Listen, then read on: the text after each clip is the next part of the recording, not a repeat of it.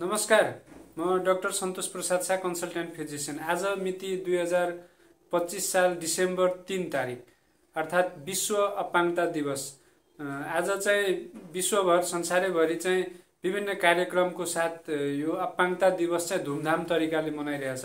हाम्रो नेपालमा पनि हरेक जिल्लामा चाहिँ अपाङ्गता दिवस स्पेशल कार्यक्रम गरेर मनाइरहेका छन् र आजको दिन अपाङ्गता भएका व्यक्तिहरूको बारेमा हामी चाहिँ विशेष रूपमा खुलेर कुरा गर्छौं र उहाँहरूको हक अधिकारको लागि चाहिँ कुरा गर्छौं।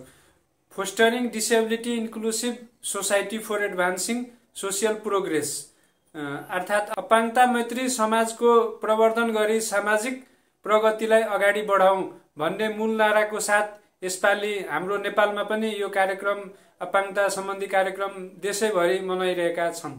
अपाङ्गता भएका व्यक्तिले चाहिँ हाम्रो राष्ट्रियले पनि सहयोग गरिरहेका छन्, जसमा चाहिँ अपाङ्गता भएको व्यक्तिले चाहिँ सरकारले चाहिँ क्याटेगोराइज गरेर क ख ग घ चारवटा क्याटेगोराइज गरेर विभिन्न क्षेत्रमा उनीहरूलाई सेवा सुविधा दिँदै आइरहेका छन्। जसमा चाहिँ क क्याटेगोरी भनेको रातो कार्ड पाउने, ख क्याटेगोरीमा चाहिँ निलो कार्ड पाउने, ग क्याटेगोरीमा चाहिँ पहेँलो कलरको कार्ड पाउने र घ क्याटेगोरीमा चाहिँ सेतो कलरको कार्ड पाउने व्यवस्था राखेको छ। यसको लागि चाहिँ अपाङ्गता भएका व्यक्तिले चाहिँ सम्बन्धित पालिकामा गएर अपाङ्गता कार्ड बनाउन सक्छन् र उहाँहरूले चाहिँ क क्याटेगोरीमा परेको अपाङ्गता भएका व्यक्तिले चाहिँ प्रति महिना 3,990 रुपियाँका दरले पैसा पनि पाउँदै आइरहनु भएका छ र ख क्याटेगोरिजले प्रति महिना 2,128 रुपियाँ पैसा प्राप्त गरिरहनु भएका छ र अरू अपाङ्गता भएका व्यक्तिहरूले चाहिँ विभिन्न जागिरहरूमा चाहिँ लोकसेवाहरू अरू जागिरहरूमा चाहिँ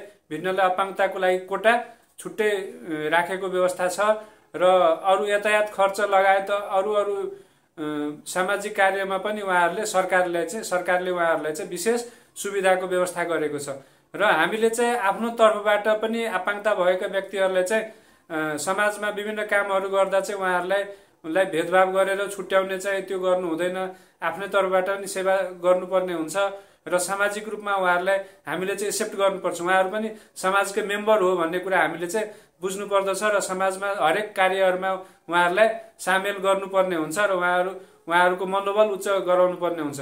र वास्तवमा म अपाङ्गता भएको व्यक्तिलाई चाहिँ अपाङ्ग भनेर भन्न रुचाउँदिनँ, उहाँहरूलाई चाहिँ फरक क्षमता भएको व्यक्ति भन्न रुचाउँछु र उहाँहरूले पनि कुनै फिल्डमा चाहिँ एकदमै राम्रो काम गरेको हाम्रो अगाडि उदाहरण पनि प्रशस्तै छन्। त्यही भएर अपाङ्गता भएको व्यक्तिलाई सँगै लिएर हिँडौँ र नयाँ समाजको परिकल्पना हामी उहाँहरूसँगै गर्नुपर्ने हुन्छ र अगाडि बढ्न उहाँहरूको पनि हाम्रो समाजमा उत्तरदायित्व उत्तिकै हुन्छ र यो कुरा हामीले पनि मान्नु पर्दछ र उहाँहरूलाई चाहिँ छुट्टै समाजभन्दा छुट्टै बहिष्कार तिरस्कार गर्नु हुँदैन।